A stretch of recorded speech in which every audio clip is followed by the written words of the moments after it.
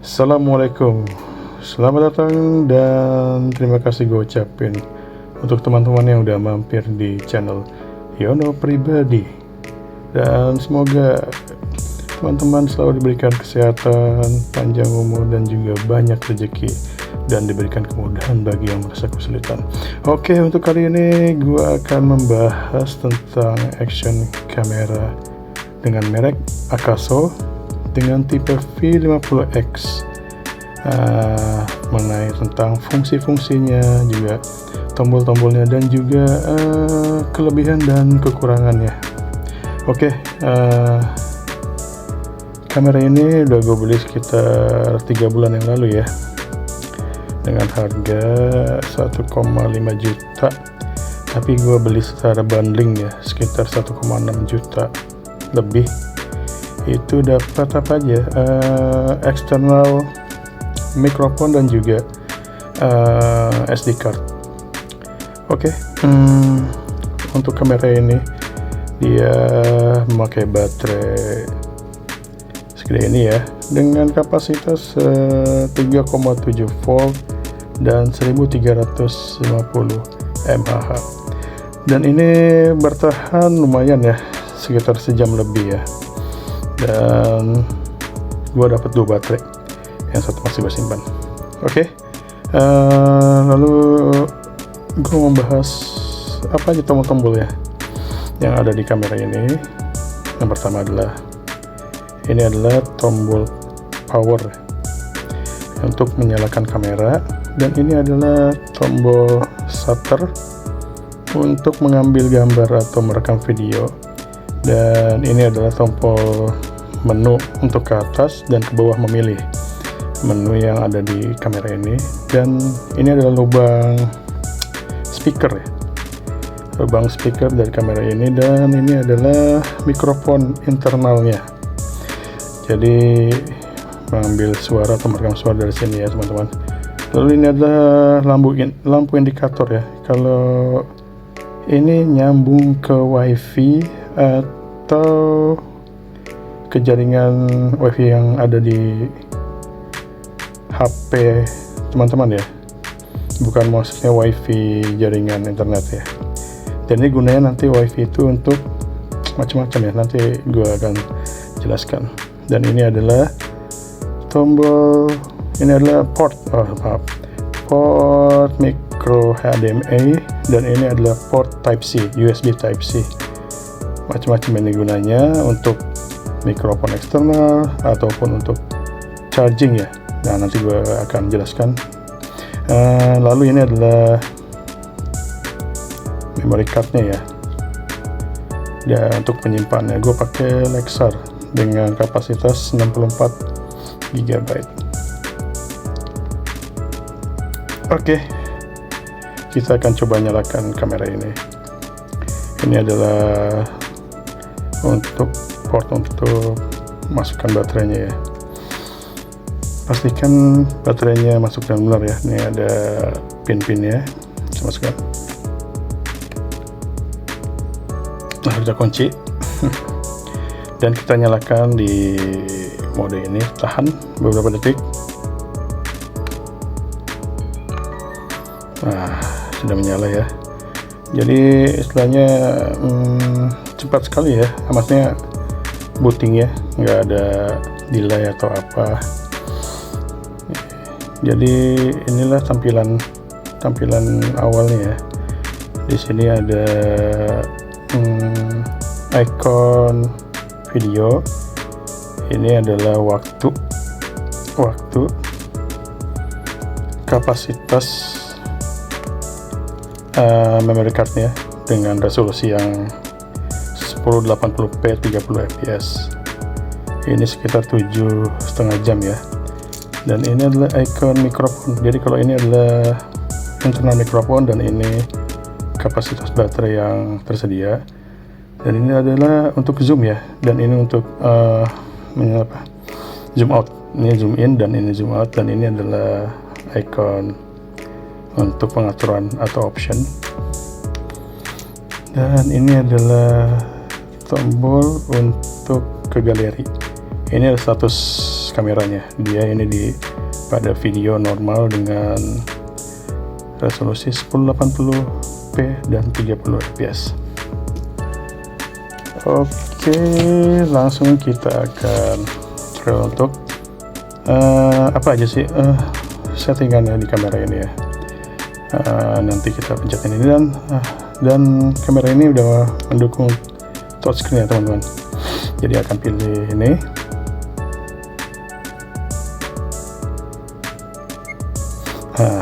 Pada lambat mungkin tangannya banyak, ada minyaknya ya. Oke, kita masuk ke video, menu video. Di sini ada resolusi videonya atau apa aja. Kita bisa pilih dari 720p 30 fps sampai ini ada 1080 30 fps dan 60 fps. Lalu 2,7 30 fps, 2,7 60 fps sampai maksimal 4K 30 fps atau 4K. Lumayan ya, dengan harga segini bisa sampai resolusi 4K. Wah, sangat worth it ya. Dan ini tombol untuk back ya teman-teman. Dan ini adalah pilihan untuk image stabilization atau EAS nya ya, bisa di off kan dan bisa di on kan. Lalu ini yang tidak aktif ini, tapi yang bisa diaktifkan dari modenya itu loop recording time. Jadi pengambilan video itu kita atur per berapa menit. Di sini tersedia 1 menit sampai 5 menit. Jadi videonya akan terpotong per setiap kita lakukan. Misalnya kita pilih 1 menit dan video itu akan terpotong setiap 1 menit. Akan memudahkan untuk transfer filenya ya. Oke, kita lanjutkan untuk time lapse interval. Ini semacam mode juga. Jadi misalnya kalau teman-teman mengambil video dengan durasi 10 menit, nanti akan direkam dengan time lapse ya, sekitar berapa, jadi cepat sekitar berapa detik. Jadi semua kecepatan motion yang teman-teman rekam akan terlihat di videonya hasilnya. Dan ini fast motion. Fast motion itu kebalikan dari slow motion ya. Jadi video yang lambat bisa dicepat di sini. Dan ini ada mikrofon ada 2 pilihan. Untuk built-in ini internalnya dan ini adalah eksternal kalau kita pakai eksternal mikrofon. Lalu ini adalah audio record. Kalau kita mau merekam audio yang ada, kita on-in, tapi kalau tidak mau merekam kita off-in, tinggal pilih aja.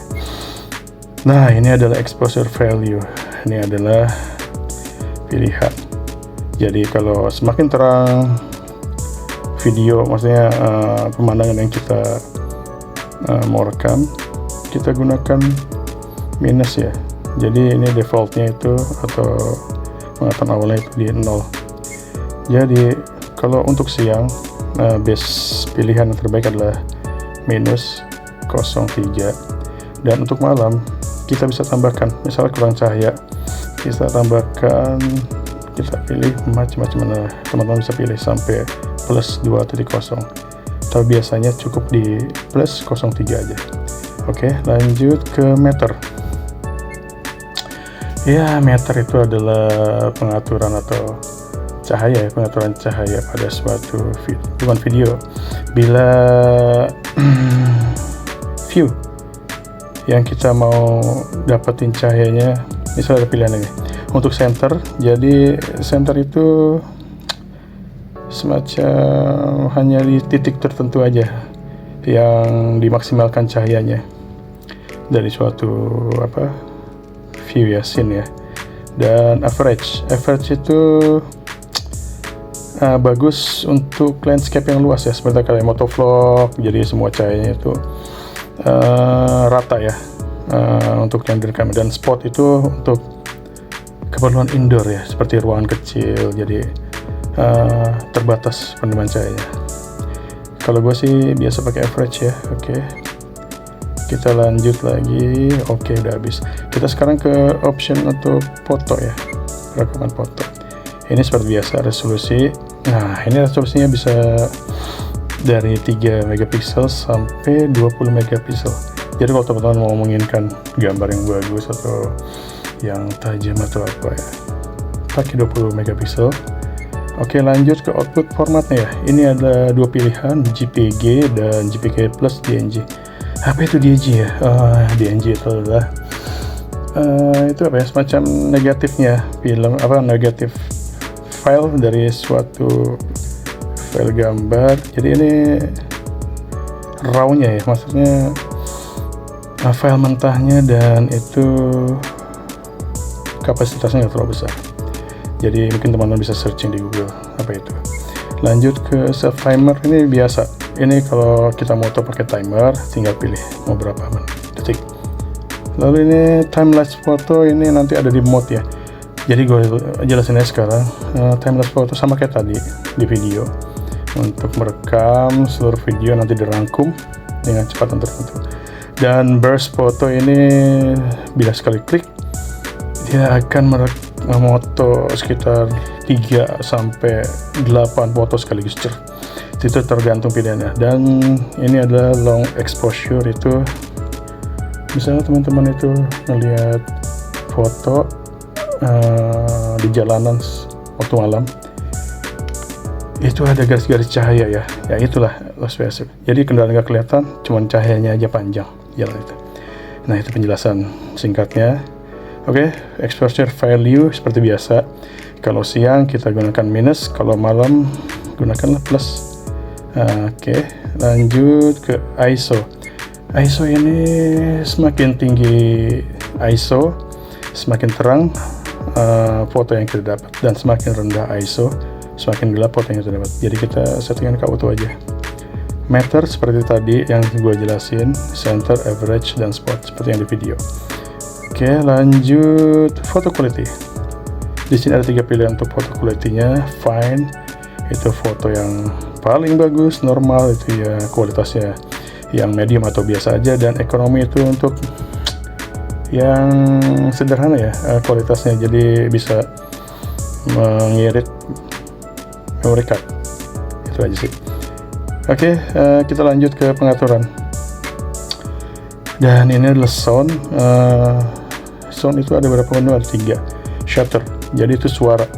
Gimana kalau ini diaktifkan, suara shutter itu akan bunyi di sini. Kita pencet, dia akan berbunyi. Untuk boot up itu pas booting itu akan bunyi. Jadi ada lagu atau irama buat boot up ya. Dan beep itu bila tombol-tombol kita pencet, dia akan mengeluarkan suara. Oke. Nah, seperti itu. Nah, ini distortion calibration. Apa itu distortion calibration? Jadi ini akan aktif bila S atau stabilization kalian dinonaktifkan. Kenapa? Jadi kalau super wide atau view yang wide itu, kita kadang-kadang ada kayak view yang view ice view ya, fish view itu bisa semacam kayak pandangan yang tiang listriknya lurus jadi melengkung, dan ini untuk mengatasi bila pandang itu melengkung menjadi lurus lagi. Ini gunanya distortion calibration ya, jadi view yang ditangkap itu sesuai dengan yang real ya. Oke, lanjut. Angle itu smart angle-nya ya, mau super wide, mau wide, atau medium, atau narrow. Super wide itu paling lebar ya, dan kalau narrow itu paling sempit pandangannya. Oke, lanjut ke white balance. White balance ini semacam kayak filter ya menurut gue ya. Jadi kalau teman-teman mau tambah tungsten, ini fluorescent atau daylight atau cloudy. Nah, gua kalau siang ya, jadi terlalu terik ya, jadi over exposure gue pakai daylight. Jadi itu warna-warna rumput atau pohon dan daunnya itu keluar ya. Itu sih gunanya. Oke, kita lanjut untuk colornya. Ini ada pilihan sepia, black and white, and natural. Kalau sepia itu seperti coklat-coklat itu kayak oldies foto yang oldies gitu ya.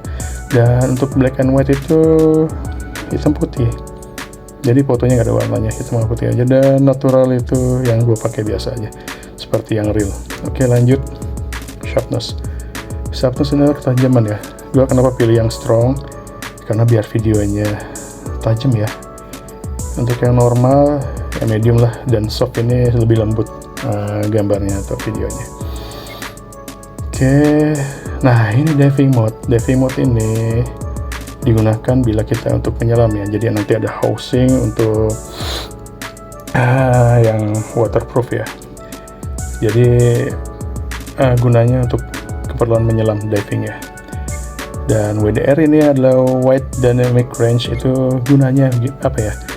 Gini, misalnya cahaya yang misalnya objek itu di belakangnya cahaya, jadi otomatis objek itu akan gelap. Dengan WDR ini, Wide Dynamic Range ini, objek itu akan terang dibantu karena menangkap cahaya di sekitarnya. Itu gunanya. Upside down ini digunakan bila kamera kita terbalik ya, semacam kayak gini. Kalau kita fungsikan di-onin, menunya akan mengikuti kameranya. Tapi nanti ini ada trik khusus ya, nanti gue jelaskan kelebihannya dari ini ya. Oke, lanjut. Di bawah ini ada driving mode. Nah, ini salah satu kelebihan dari Akaso, ini ada driving mode. Jadi kalau kita off kan, dan ini dicolok ke power seperti power bank atau power in outlet, otomatis akan nyala walaupun tanpa baterai. Jadi ini gunanya akan menjadi dashcam di mobil atau di motor.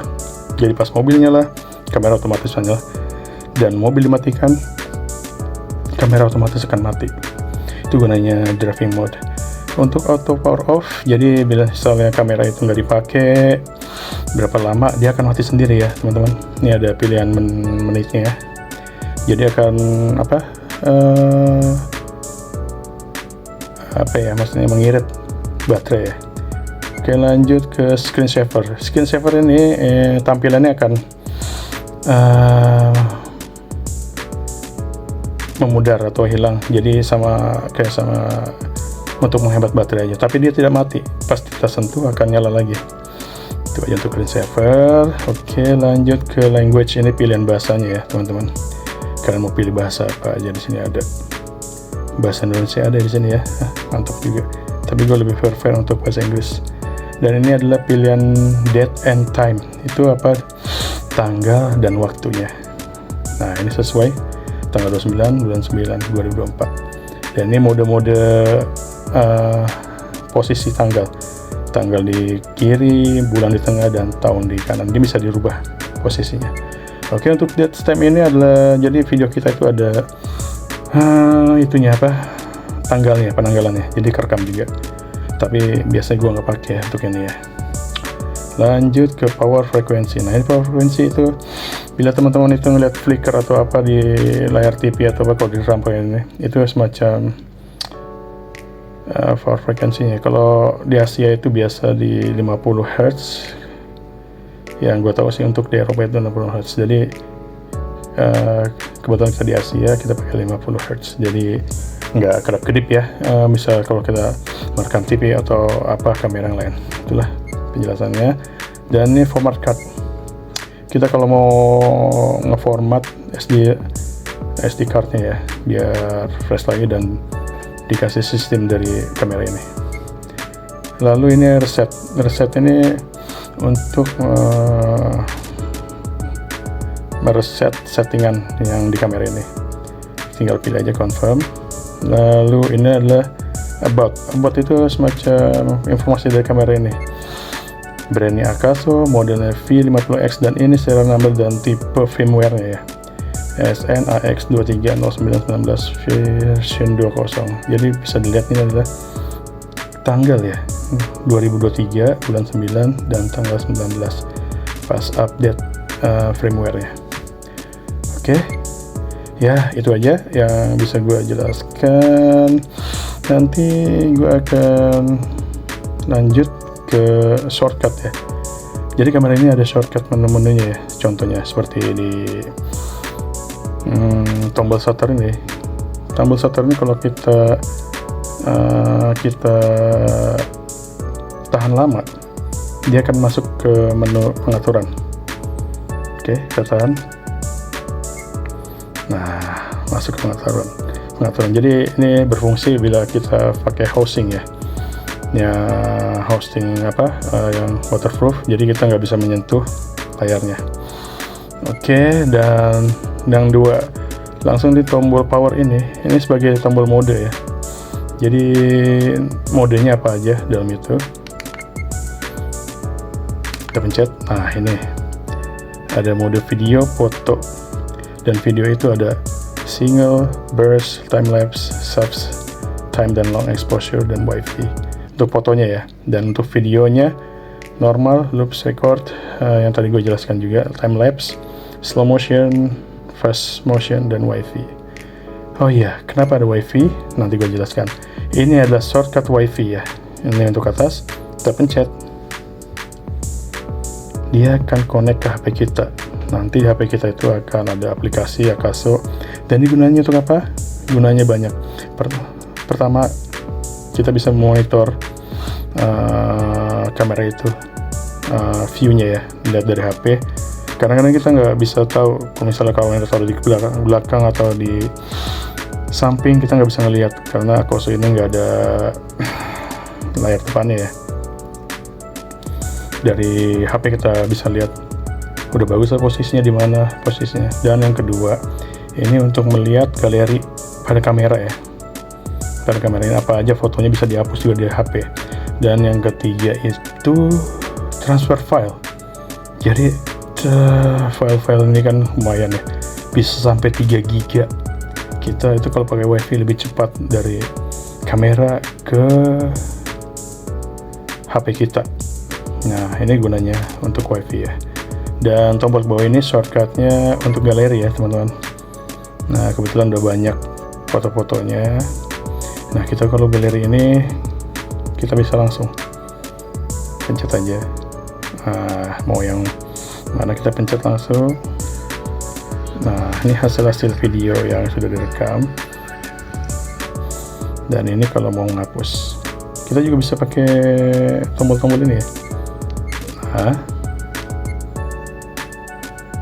ini untuk memilih. Oh, ini untuk balik. Nah, ini foto time lapse ya. Oke, kita balik. Nah, segitu aja penjelasan dari kamera Akaso ini, tutorialnya, tombolnya, fungsinya apa aja. Jadi oke, lanjut sesi berikutnya gue akan menjelaskan apa aja sih keuntungannya dari kamera, kelebihan dari kamera ini, apa aja sih, dan kekurangan dari kamera ini. Oke, pertama gue akan menerangkan kekurangan dulu ya. Jadi kamera ini kekurangannya di mana? Yang paling dirasakan pertama itu adalah audionya ya teman-teman. Mikrofonnya ini, mikrofon internalnya ini nggak bisa diandalkan ya. Jadi suaranya benar-benar kacau ya, maksudnya noise-nya banyak ya. Ini kekurangan pertama. Dan kekurangan kedua itu kamera ini kalau kita aktifkan edge-nya atau stabilizernya itu akan nge-cropping ya.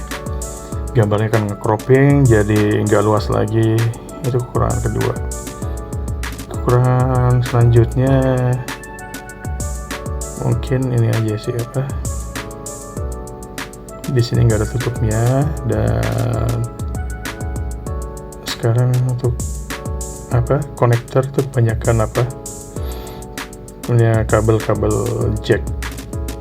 Ini konektornya type C, sedangkan banyak yang mikrofon tuh kebanyakan tuh pakai kabel jack yang 3,5 mm atau apa ya. Itu aja. Dan langsung keempat kekurangannya itu di sini nggak ada indikator kalau kamera itu merekam atau apa. Kita tidak bisa tahu, apalagi kalau untuk selfie kita nggak tahu view-nya Ini hanya indikator wifi, nanti di sini ada indikator merekam, tapi kita nggak bisa andalkan. Dan kelebihan dari kamera ini, pertama itu kestabilannya ya, mantap nih stabilnya. Apalagi yang terbaru itu udah diupdate ya untuk kestabilannya, bisa bersaing lah dengan kamera di atas harga kamera ini yang di atas 2 jutaan. Dan yang kedua itu apa ya? Jadi yang gue bilang itu, kamera ini bisa ngecas, bisa nyala tanpa baterai dengan disambungkan langsung ke power outlet. Jadi yang gue bilang itu dia bisa jadi dashcam. Dan kalau teman-teman mau merekam, misalnya ada masalah kapasitas baterai cepat habis atau apa, tinggal colok aja ke power bank dan kamera itu akan bertahan lama. Itu sih, apalagi ya, itu aja sih mungkin kelebihannya. Mungkin banyak lagi kelebihan lain. Contohnya ada yang tadi upside down ya. Jadi kamera-kamera yang di bawah 2 juta itu, kalau kita balik itu kita nggak bisa, view-nya nggak bisa mengikuti ya, terbalik. Tapi di kamera bisa setting kamera view-nya mengikuti bila kamera itu terbalik. Tapi ini misalnya ya, jadi kalau kita aktifkan upside down itu, otomatis itunya stabilisasinya atau S-nya itu akan nonaktif ya teman-teman. Dan gue nggak ngaktifin, kalau kamera gue balik, gue nggak ngaktifin untuk upside down ya, supaya S-nya itu tetap aktif ya. Nah, untuk masalah gambar terbalik atau apa, nanti bisa diedit di video editor. Oke teman-teman, itu aja untuk video kali ini, membahas tentang tutorial yang lebih mendalam tentang kamera Akaso V50X ini. Jujur aja, gue puas dengan kamera ini, dengan harga segitu. Cocok untuk pemula ya, untuk motovlogger atau vlogger pemula, untuk memulai. Jadi dengan budget segitu, kita bisa memaksimalkan kamera ini sampai mengurangi untuk keterbatasan dari kamera ini. Oke, gitu aja dari gua dan untuk video ini. Mungkin bisa komen-komen dari teman-teman mengenai pengalaman di memakai kamera Akaso V50X seperti gua. Jadi ini gue beli di tahun 2024 ya, dan masih worth it menurut gua sih. Dan untuk kedepannya gue belum tentu untuk upgrade, walaupun banyak udah kamera-kamera yang bagus keluar. Karena mungkin harganya ya. Oke, sekian dari gua. Terima kasih untuk teman-teman yang udah menonton video ini. Kedepannya mungkin gua akan bahas lagi trik-trik kamera ini, gimana caranya untuk low lightnya atau apa, untuk memakai external mikrofonnya juga. Oke, terima kasih teman-teman. Sampai ketemu lagi di video selanjutnya.